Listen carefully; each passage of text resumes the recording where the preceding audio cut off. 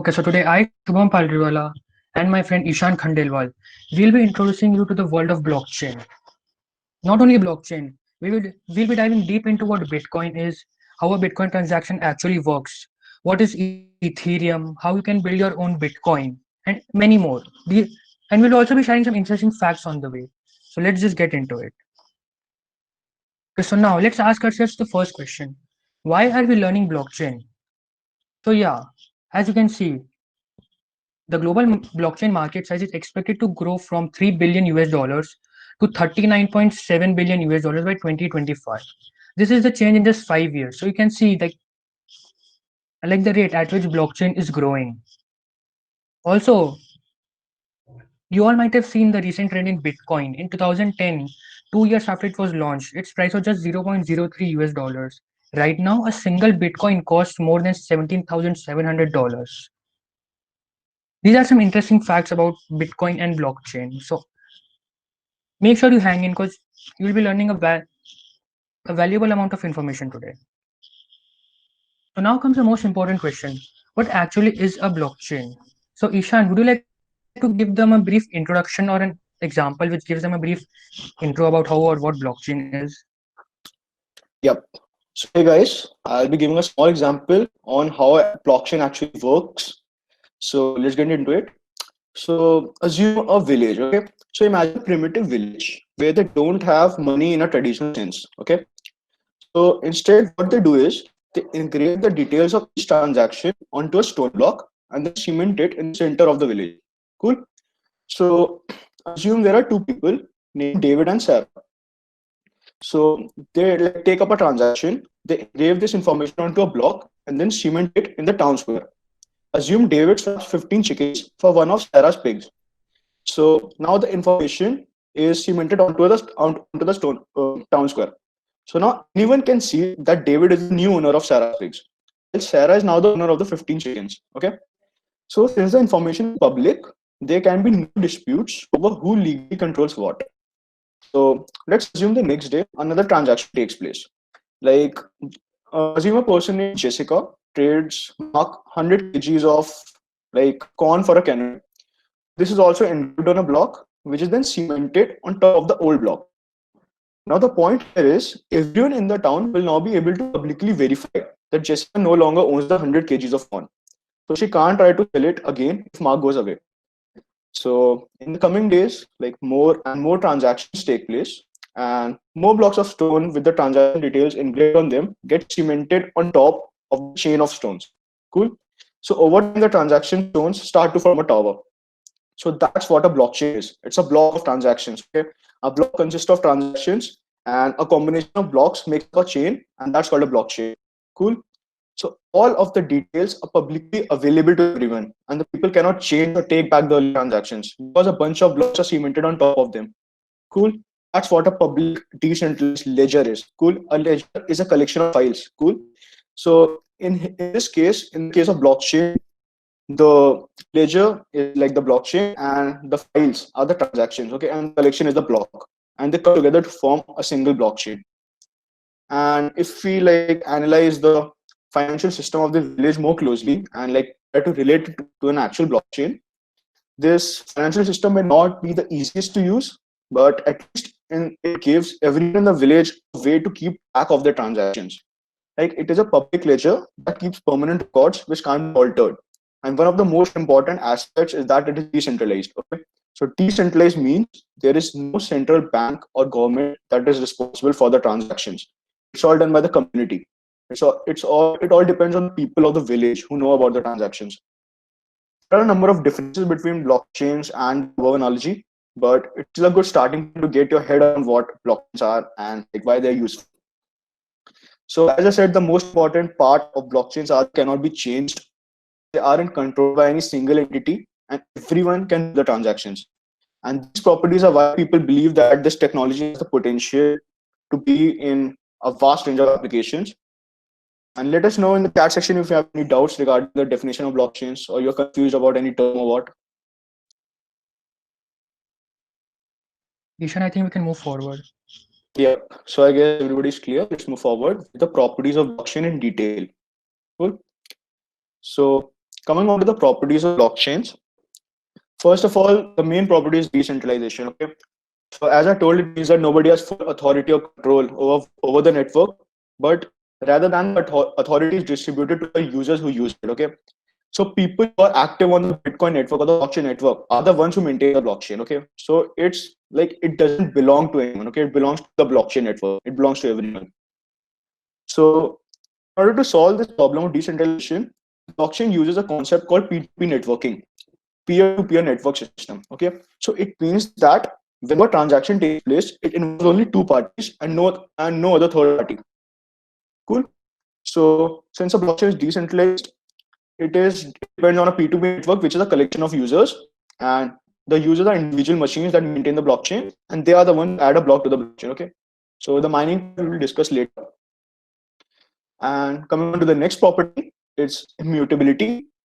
So as I told the village example, that a transaction is engraved on a stone and the stones are just kept over each other and a blockchain of stones made. Cool. So blockchain provides immutability.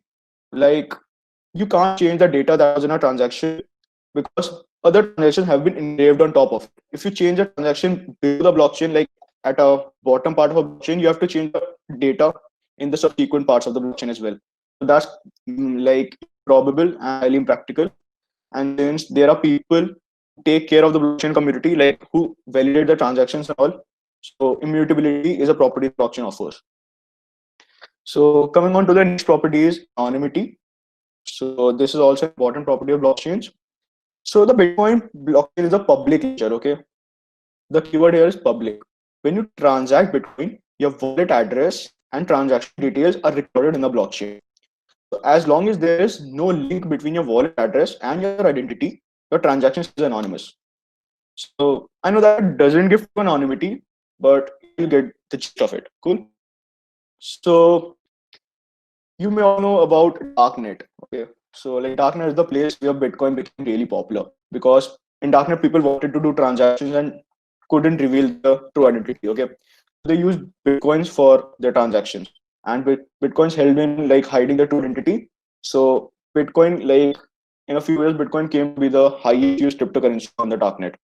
So a few other cryptocurrencies are also used on the darknet, but like Bitcoin is the most prominent one. Okay, so I hope you are clear with the blockchain basics now. And the blockchain technology can be broadly divided into two streams. One is the cryptocurrencies part, and the other is the development part of blockchain. So the latest example for cryptocurrencies is Bitcoin, and Ethereum is vastly used for making apps using blockchains. So let's get into Bitcoins now. So Shubham, would you like to explain what actually Bitcoin is? Okay, so now you all know what blockchain is, what makes it different. So now let's come to the most famous or the very famous term Bitcoin. You all must have heard of it, right? I mean, that's the term which made you familiar to blockchain, which made you think what blockchain is. We all know it's a cryptocurrency and it somehow involves blockchain. So first, let's talk about how it actually depends on blockchain. It will help us make our concepts clear. Okay, so a fun fact. So let me put it as a question. What was the last rate you know of the Bitcoin? Like we mentioned it, right? Yep, Nandagopal. It went as high as $17,700. Yep, yep. Okay, so now let's move forward. So let's ask ourselves this question. How is blockchain related to Bitcoin?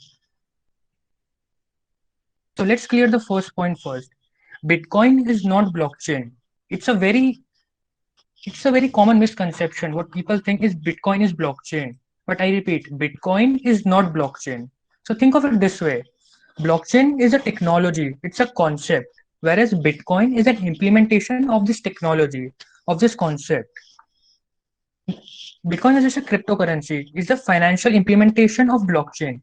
There are hundreds of cryptocurrencies right now, Bitcoins, Ethers, Bitcoin Cash. There are a lot of cryptocurrencies. So Bitcoin is just one of them. Blockchain is this whole new world of technology, where Bitcoin is just one of its implementation. So now you know what the difference between Bitcoin and blockchain is. Let's discuss what led to the birth of Bitcoin and how it actually changed the world. Okay, so first let's know the history behind Bitcoin. Okay, so Satoshi Nakamoto is a person or a group of persons who came from Japan and and they came to the United Kingdom. Now what happened is when they came to the United Kingdom, he or she opened a bank account. But as you all know, opening a bank account is such a pain. You need needless documents. That's what Satoshi felt when he or she went to open the bank. They were asked for unnecessary documents. The documents didn't even make sense. This made Satoshi fed up with the United Kingdom banks and wanted something new. Another thing what happened was Satoshi wanted multiple bank accounts, but as we know, the bank provides only one bank account by one name. So he was also refused to create more than one bank account. This eventually led to the invention of Bitcoin. This was in 2008 when Satoshi Nakamoto published a paper based on an application which involved the concepts of blockchain in the financial world. This was the paper that mentioned Bitcoin for the very first time and how blockchain can be implemented in the financial world in the form of cryptocurrency. So now in the next slide, we'll show you a very interesting image. This image shows the very first transaction or the very first Bitcoins which are ever sent. So here you can see an image. So this image is basically an overview of how the data is in an actual block in the blockchain. So here, as you can see, there are a lot of key terms, right? So don't get confused. We'll solve the important ones. So here, as you can see in this block, Satoshi used 50 bitcoins. He sent 50 bitcoins, and these 50 bitcoins got written in this block. And this was the first ever block of the blockchain of the Bitcoin blockchain. And as Isan discussed, that blockchain is an immutable ledger. So it's due to these properties, public and immutable ledger. That is, it cannot be changed and it's public. So it's due to these properties that we can have a look at this transaction right now after so many years. Now there are the key terms too, right? So let us say hash. As you can see, there's a hash and a big number after it, right? So hash is basically like it's like a unique block identifier. It is what it contains all the information of the block and it hashes it. It makes a small string out of it, and this is what makes the block unique. It's hash. Now you can see the term size. Now the size is basically the amount it stores in a digital computer or a node. A node in the blockchain world just means another computer which stores all the blockchain information. And you can see another term as the confirmations. Now these confirmations show the number of miners or the number of people who verify the blockchain or the block. So they show that more than 650,000 people have directly verified this block. Don't worry, we'll cover how you verify a block in detail after it. Okay, so now let me ask you a very interesting question. What do you think was Satoshi's age when he wrote the Bitcoin paper in 2009? Okay, so now if you also would have observed, for Satoshi, I use pronouns as he, she, or they, and even sometimes a group of persons. Why? So let me tell you a very interesting story. So, okay, first to answer your chat answers, we still don't know the age of Satoshi. That's because Satoshi has been anonymous since day one. There have been rumors that Satoshi is a group or is a single person or a group which involves more than 2 to 3 people who were responsible for creating the Bitcoin. Okay, so let me give you a very interesting example of how the NSA, National Security Agency, tried to find out how to try to track down Satoshi. So in the United States, we have a NSA, National Security Agency. What they do is they have access to all the files over the internet and in the United States, and they make sure everything is ethical over the internet. So what happened is NSA tracked down every file over the internet in the past few years, and they somehow managed to track down Satoshi's email ID. So now they get so now they got access to his email ID, right? Also another fact, like all of us have a typing pattern, right?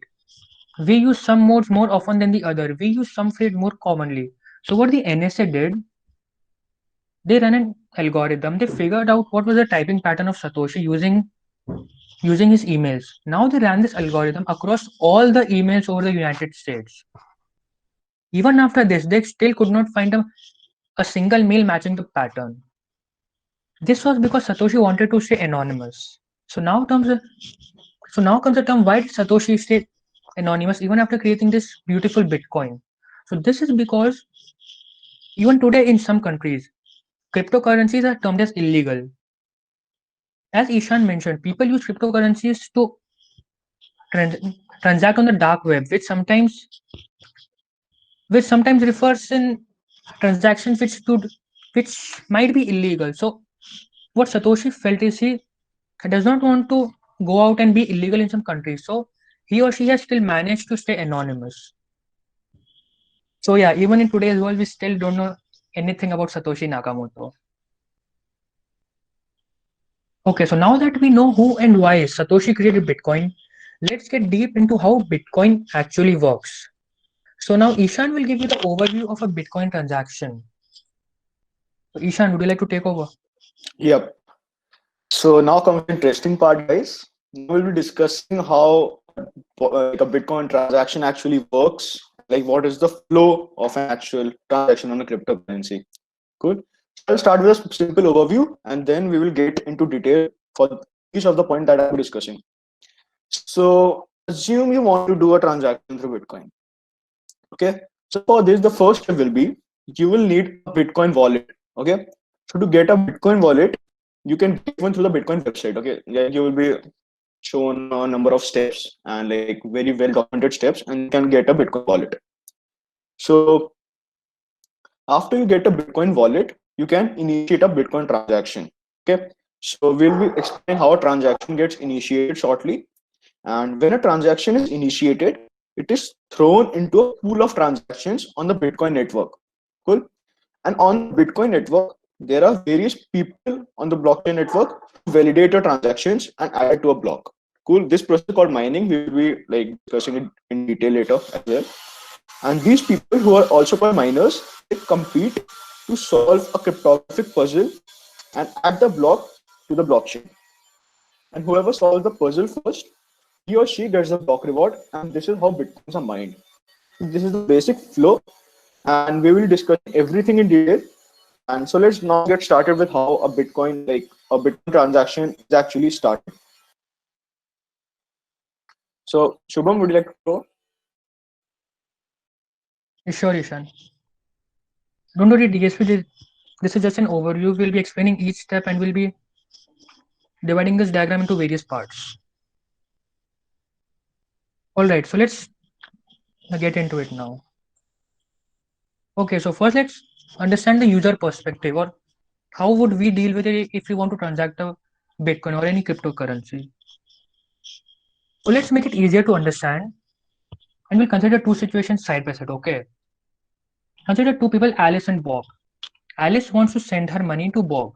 Now here we'll consider two situations side by side. One is that Alice uses a trivial method. Alice uses a Paytm wallet, whereas in the other, Alice wants to pay using a cryptocurrency like Bitcoin or Ethereum. Alright, so in the trivial world or the Paytm situation, Alice, what's the first thing that Alice does? She opens up her Paytm wallet as she has all the cards stored there. Now, in the world of cryptocurrency, you don't have debit or credit cards, right? So, what does a wallet store? A wallet is an interface. It stores all your different cryptocurrencies which you own, all in one place. So, this is how a cryptocurrency wallet looks like. As you can see, it stores multiple cryptocurrencies. So, now coming back to the trivial world, once Alice opens her Paytm app, what does she do next? She enters the mobile number associated with Bob, right? So, that's the next thing. But again, in the world of cryptocurrency, it is completely anonymous. You don't even provide your email or phone number anywhere. So, how does a person locate you? So, this happens using an address. So, every time you generate a wallet or you create a wallet, you get an address of your own, which basically helps you locate you digitally and help people send you the money. Now, this wallet address works the same way as the way your mobile number works for the Paytm wallet. Also, what makes it different from the mobile number from Paytm wallet is you can just have one Paytm wallet, right? Associated with one phone number. You can generate multiple addresses, multiple wallets. So as I discussed, what another problem what Satoshi faced was he wasn't able to create multiple accounts. So this is what the Bitcoin or the cryptocurrency also solves. You can create multiple addresses, multiple wallets, and multiple accounts. All right. So now what Bob does is Bob sends Alice her address. So now Alice can pay her the money, right? All right. So now let's get to the transaction part. So now Alice has all his Bob details in our both the situations, right? So coming back to the Paytm example, what happens next? You make the payment. It asks you for a security code or an OTP to make sure it is you, only you who's doing the transaction. This way, the Paytm wallet verifies that it is you. Okay, but once again the problem comes or the question comes: how does it work in the world of cryptocurrency? As we don't have a mobile number or an email ID. So what happens is in the case of cryptocurrency, since it is anonymous, instead of mobile numbers or OTP, you get a pair of keys called public and private keys. These pair of keys are given to you every time you create a wallet.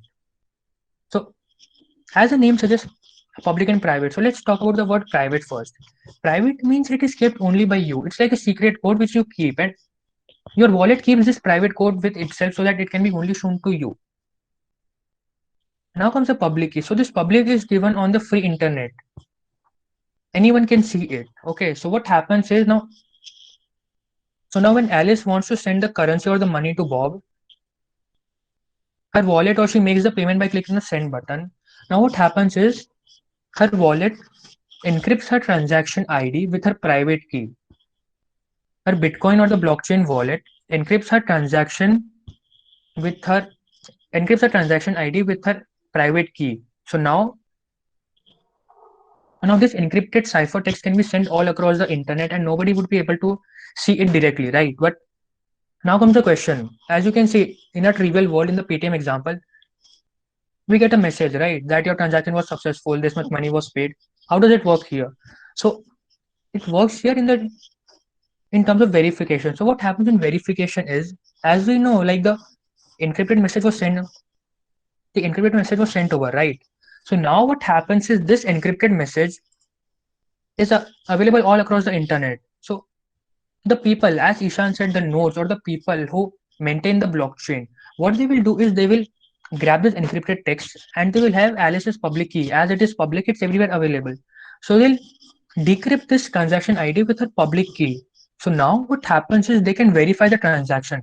They can make sure that this transaction made sense. It was used to send money from this to this person, and these many transactions took place. So now this was a basic overview of how a user interacts with a cryptocurrency. If you want me to repeat any step or are still confused, you can let us know in the comment section. I'll wait for a minute. After that, we'll be moving forward for the machine part, for the backend part, like how do we actually verify the transaction.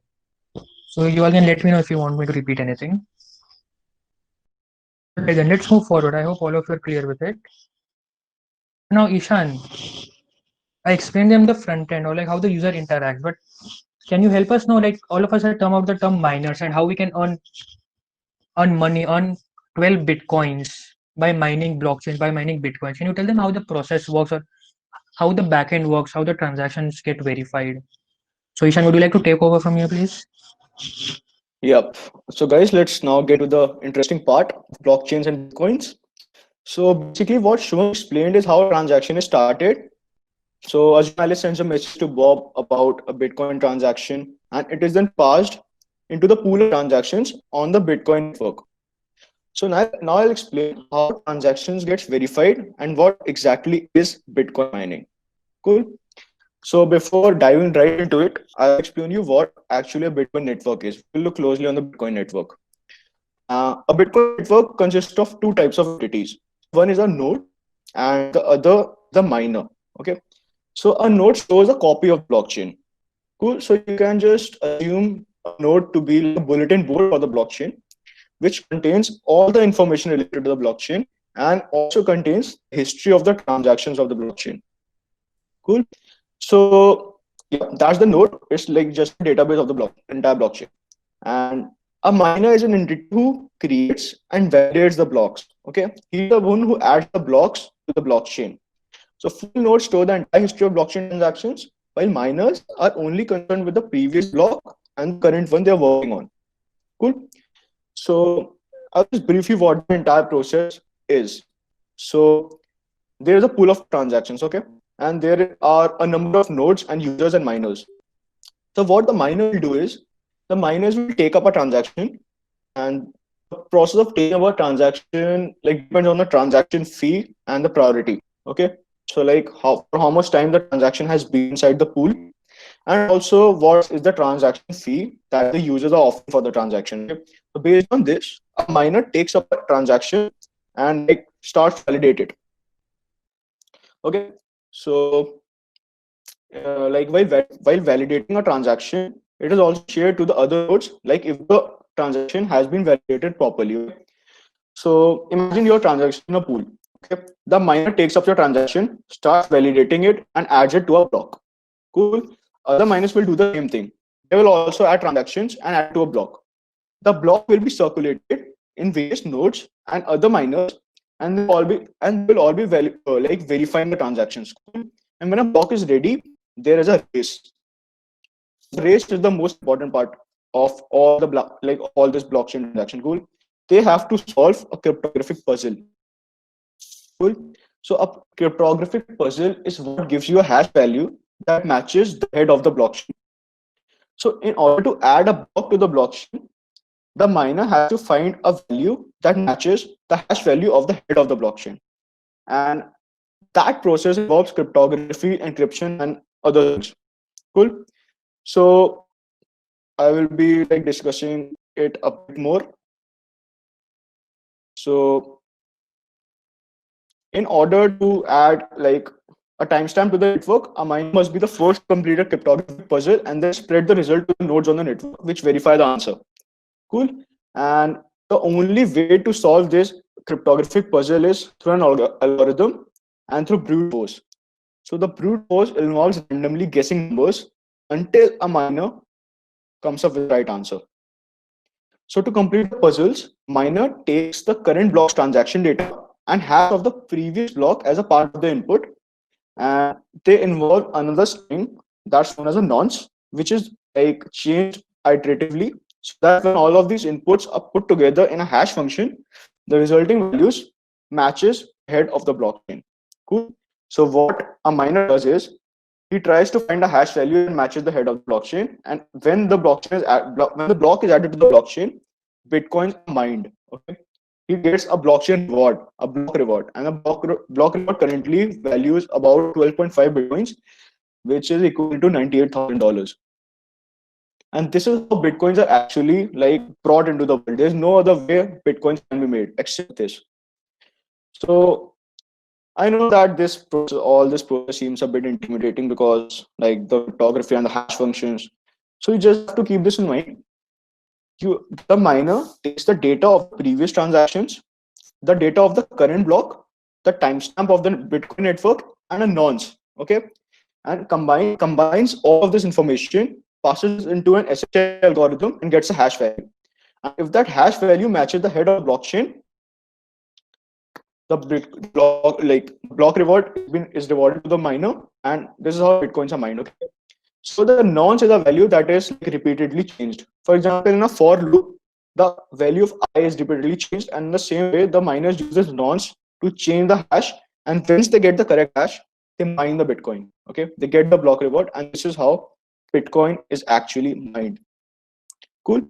So now let's come to the point where we discuss how these miners are honest. Cool. Like how actually like they remain honest in the whole process. So if mine so before this, I would like to ask if you have any doubts. You want me to repeat anything because all of the above stuff that I discussed is cool. Oh, so Alvika has asked me to repeat the mining part. So like let's get an overview of the mining part again. So like when I told you that when a transaction is picked up by a miner, it's verified and added to the block, and the block is ready. Okay. So the last bit is the block being added to the blockchain. when the block is added to the blockchain, the miner gets reward, and that is called Bitcoin mining. Cool.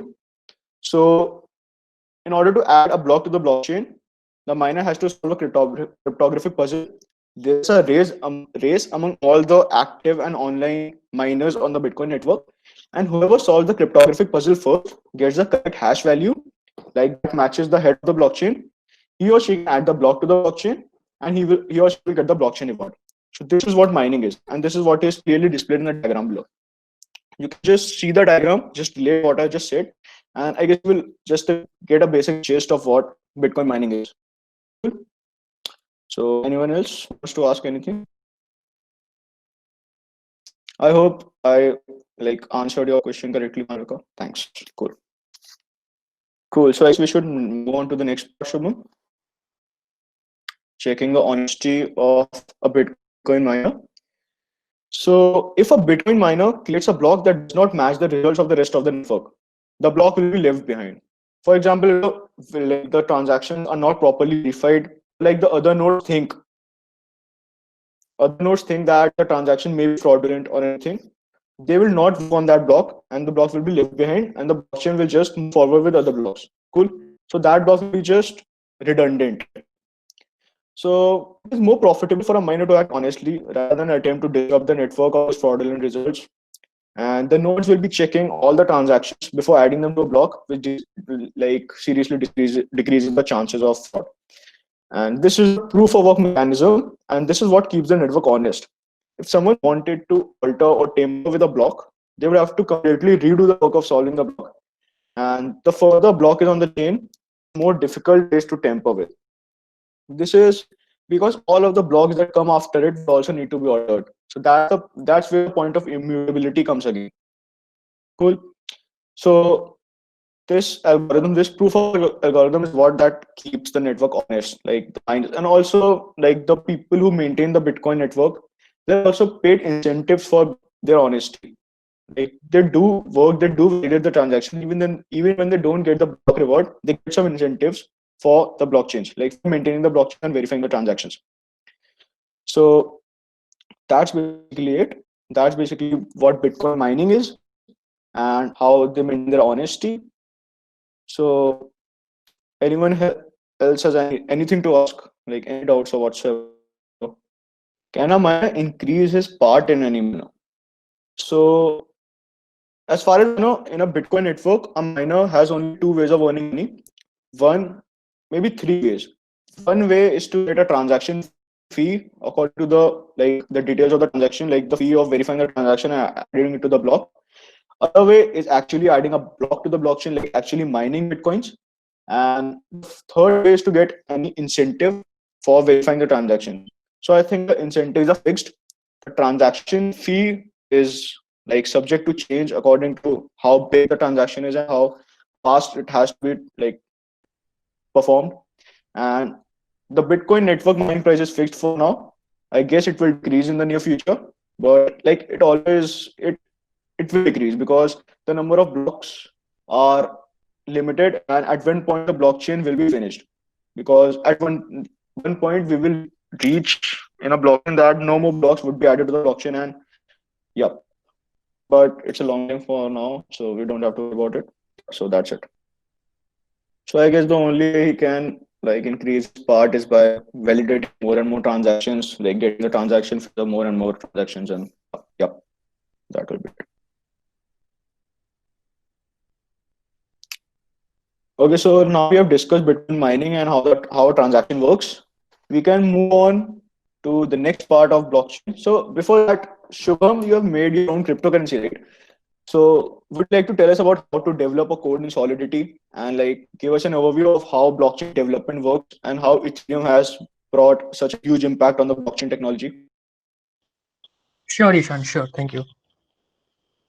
All right, so first of all, before moving on, I hope all of you are clear with what Bitcoin is or how the transaction completely works. We'll just show the roadmap again. You can read it up. I can ask if you have any doubts. We'll just wait for a minute approx. Okay, so I'll give you a brief about here. Okay, so we'll just recall everything. So first, what happens is, let us say Bob wants to send Alice her money. Okay, so Bob opens his Bitcoin wallet. As we explained, there's a wallet, just like we have your Paytm wallet, there's a Bitcoin wallet. So after that, he scans her local address. So this address is basically what finds Alice in the digital world, just like we have a phone number in a trivial world, right, which links to the Paytm. So this address is what links her to her cryptocurrency. So now Bob fills the amount and the fee and then sends it. So that's it. The money went. This was just a simple user interaction, how the user uses or how the user sends the money. Now let's come to the machine part. Like how do we actually verify that the transaction is legitimate sense? So what happens is first the wallet signs the transaction using Bob's private key. As I said, every time you create a wallet, you get a public and a private key. These work in place of the OTP as we get in our trivial world. So as the wallet signs a transaction using Bob's private key, what happens is now this transaction is propagated and sent all across the nodes. By nodes, we mean computer, the computer which take part in the blockchain.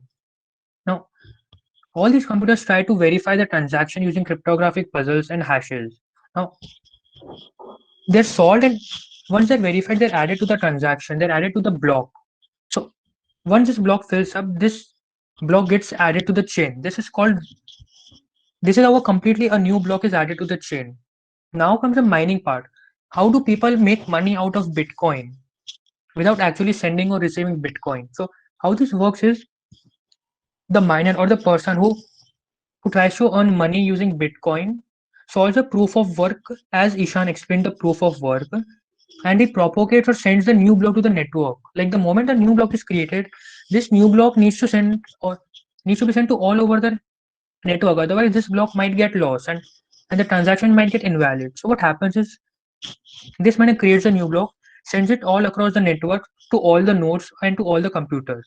So now all the computers and all the other miners verify this transaction. They make sure that the hash is related to the previous block's hash and the block is completely full. Now now the moment all the networks or all the nodes verify this transaction, Laura, Bob is sending her his money to Laura, right? So as as at the moment the all the nodes verify the transaction, Laura can see on her screen she receives the payment. And now new confirmations appear with each block as they are created.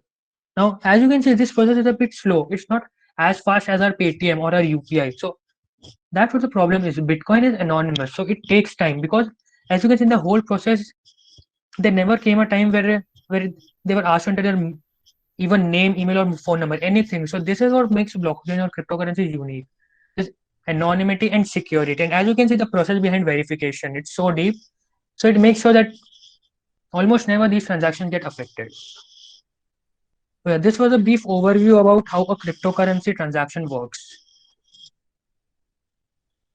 So now let's move forward. Okay, so I don't know if you all thought this or not, but after understanding Bitcoin, I was like, what if I want to create my own Bitcoin or blockchain? How does that work? So let me tell you. Here we're talking about the development part of blockchain. Like, what if you want to create your own Bitcoin? What if you want to create something decentralized, something which solves a problem? Okay, so this new world which solves the problem, which opens up a world of possibilities, goes by the name of Ethereum. So, as I initially said, blockchain is just a concept, and Bitcoin is an implementation, is an application out of it, and so is Ethereum. So, Ethereum, by definition, is a decentralized open source blockchain featuring smart contract functionality. Ethereum is a decentralized. As Ishan mentioned, there is no central authority or owner who owns Ethereum. The whole community, the whole blockchain community owns it. Open source. It can be accessed by anybody, featuring smart contract functionality. What's smart contract? So, what's a contract? Basically, a contract is a legal agreement between two parties, right? Like, I want to pay you $50, so I'll say okay, I'll pay you $50, and there will be a middleman who makes sure I pay my $50 on time. So that middleman charges me money, right? And he has the control. So what a smart contract will do, it will remove the middleman and it will basically smart it. So what happens is it will all happen through code and there won't be any kind of middleman or transaction fees involving here, which will make it more transparent. So it was around this time, the invention of Ethereum, that the interest in the blockchain technology grew from the public because major companies and governments wanted to go decentralized because it helps. It cuts down that responsibility factor on a person or a group of people. So let me give you a simple example of a smart contract. Okay, let us say I want to transfer all my assets to my children when I turn 60 years old. So in the real world, how would that work? I'll go to a family lawyer. He'll sign me up. He'll take all the assets from me. He'll keep that in a different account, and that account will be transferred when I turn 60 years old, right? Now this will involve a ton of documents from me, from my children, and the date and all, and to get this verified. So this makes it a very hazy process. But what if I wanted to do this using smart contracts? This makes it very simple. I'll be just adding an event in the code that will trigger the moment I turn 60 years old, and it will automatically transfer all my assets without involving any middleman and cuts down a massive fees. So this is what Ethereum brought. So now Ethereum lets you write your own code and run it on a decentralized network. Ethereum already has a network or a computer of nodes. You just need to write your code and then you can deploy it. So there are many applications deployed on the Ethereum blockchain as of now. One such application that I love is CryptoKitty. So all the cat lovers, make sure you're looking at this. I'm going to show you a very cute cat auction game built on the Ethereum network. As you can see, first of all, very cute cats, right? So this is CryptoKitties. CryptoKitties is lets you buy, breed, and sell digital cats. So this is like investment. Like you invest money in your cats, they grow digitally, and then people exchange them in terms of cryptocurrency. So you can interact using a cryptocurrency wallet. And now comes the best part. If you all want to try this, it also has a free demo with which you can try, and it's completely free, and it's trust me, it's very fun. You'll enjoy it. Like you'll get the hang of what mining is, how much time it takes, and everything. Now the thing is, cryptocurrency is also completely open sourced. So you can have a look at the source code too. And all the dog lovers who don't like cats, you can even create a version of your own with cute dogs too. Yep. So yeah. Okay, so this was coded using Solidity. I'm mentioning the word Solidity for the first time, right? So as we have different languages as C++ and Java, Solidity is used to code or write smart contracts in blockchain. So that's what Solidity is. It's just a language. So for now, let me show you a very basic code written in Solidity, which shows you the basic syntax and the go around of how Solidity works. So as you can see, this is an equivalent to our Hello World program, which we all have written in Python or C++ or in any language. So here, as you can see, we have a contract, right? Instead of classes, we have contracts here, contract hello. So we have a string, right? So, and you can see two functions. Now the first function sends you the output as a value of the message variable. And we all know what do we put the first message as? Hello world, right? So when you call the first function, it will print you hello world. Whereas the second function, which is named as set message, lets you modify your message variable. Now this is a really basic smart contract, as you can see. It just shows you how the syntax and the working of Solidity is. There are massive contracts built on Solidity. Now, as you can see, Solidity is in its infancy right now. I mean, almost all of you would be hearing about Solidity for the first time here, right? That's the thing. Solidity is really in its infancy, and there is a massive scope for Solidity developers or even for ideators who can think how to implement blockchain. Not even like you don't even need to code it completely. You just need to understand how it works and where you can implement decentralization. Now here you can see a graph and just look at the curve. This is just till 2017. It's almost a vertical line. This just shows the demand, how the Solidity developers is increasing. Now, as you can see, like this is what the massive effect is of decentralization. Companies want to go decentralization. So now, looking at the graph, you'll be wondering, okay, how do I start? Even I wanna be on that graph too. I wanna be a part of that vertical line, right? So Ishan, would you like to tell them how to get started in blockchain and in development? So, yep. So now we are near the end of the session, and if you are really interested into learning blockchain and you find it like fascinating and want to go deeper into it, there are a few resources that we have tried ourselves and we found them very useful. So first of all, there's the blockchain specialization course on Coursera. So it spans over 5 courses where they will teach you the basic theory behind blockchains and Bitcoin, and they will also teach you how to code in Ethereum and Solidity and how to make simple smart contracts. And yeah, it was really useful. Other Another course is the Blockchain Developer Guide by Stephen Grider, and most of you might know Stephen Grider because like he has courses on almost everything. So Stephen Grider has a really informative course on blockchain development. He makes simple smart contracts using JavaScript, React, and like using Ethereum and Solidity as well, like implementing that through JavaScript. And yeah, it's a very good course. You can go through it. And how long are these courses? So the blockchain specialization course, Shubham can tell better because he has done it. And for the Stephen Grider one, it's 24 hours long. So in 24 hours long, you will like get a better insight into blockchain development. Shubham, how long is the specialization course, the 5 course one? Yeah, Ishan. Okay, to answer the question, Malvika. So the specialization course takes you from zero to hero, like literally that. So I mean that's where I learned all of my blockchain.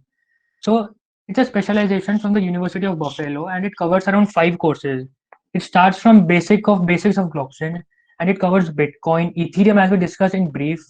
It discusses Ethereum, how you can code in Solidity, and it basically just gets you a head start and gets you this competitive edge over others because it provides you everything in a structured way, right? So the blockchain course, I'd say it approximately would take around a couple of months to get it completed. Like if you contribute about 2 hours or an hour per day. But yeah, it's really informative, Malvika. Like if you try it out. So yeah, Ishan, you can take over. Yeah. Okay, so coming on to the next slide, Shubham. Cool. So IEEE, in collaboration with Lumus Labs, is conducting an ideathon that is known as Terra Ideathon. And ideathons are, to be honest, a really good way to get started with a particular technology because an ideathon spans over a limited time, and in this time you meet people who are experts in this technology. They will mentor you, they'll guide you, they will like take sessions for you where you might learn something. And in an ideathon, you might not even get to code. You just have to ideate. Okay. You just have to come up with ideas on how you can take blockchain to the next level, how you can implement blockchain in real life. And to be honest, ideathons and hackathons are places where you really learn a lot because I've been to a couple of ideathons and hackathons myself. And to be really honest, I personally do Android development, and the amount of Android I learned in my first hackathon was equivalent to about 3 to 4 weeks of tutorials and courses. Okay, so this Terra Ideathon is a really cool opportunity for you guys to get started with blockchain, cryptocurrencies, and Bitcoin. And you have a chance to win amazing prizes such as the Xbox Series X and a huge prize pool worth 4,000 US dollars. So moving on to the tracks, there are 4 tracks in this ideathon: the fintech track, the e-commerce track, the logistics track, and the bonus track. So where you can register, we will be mailing you a link where you can register. So all the people in the Tech Loop session here will be mailed a link where you can register. And after the tracks, you can just see the mesmerizing rewards. You can get the Xbox Series X, the Apple iPad, and other amazing awards if you like win a track or make something good out of it. So yeah, register for this. It will be a really great experience. Trust me, ideathons are the best places to learn something new and like get hands-on experience on a technology and make something out of it. So with this, we come to the end Ishan, I of would our like to session. add a couple of points here. Yeah, sure, cool. Okay, so I would like to tell you what the difference between a hackathon and an ideathon is, right? Like all of you must have heard about hackathons, right? So in the hackathon, first you ideate, then you implement it, you code it, right? But the best part is, as I said, blockchain is its infancy. So all you need to do is you just need to ideate how you can implement blockchain in a field, in one of the tracks, like in the fintech world or in the normal world. Like let me give you an example. Okay, so all of you use Uber, right? So right now what Uber does, it connects me as a user to a driver, and in between Uber takes a commission from me as well as the driver. What if Uber got decentralized? What if I could build an app that could decentralize this, which would connect directly me to the driver? So both I can profit it as well, and so does the driver. So as you can see, this is just an idea, and this is all you need to participate in terahash. You just need to ID it, and you can just check out the amazing price. I mean, come on, it's an Xbox Series X and an iPad. So yeah, this is all about terahash. So now we'll be rolling out a link. And just a minute, I'll just share the link with which you can register. And what I would say is you should. I mean, it's just an idea thon, right? You just need to idea it, and trust me, blockchain is so good. You will get an idea. Like the moment you start thinking, you'll just think, okay, there are so many possibilities. Decentralization and distributed is required in so many fields. It can cut down so much things. So I'll just share the registration link in the chat box. And yeah, if you have any doubts, we are open to it right now. You can ask us in the comments right now. Also for the registration link, we won't be sharing it right now. We'll be sending you a mail. So yeah, you'll get a mail on that and you can register it there.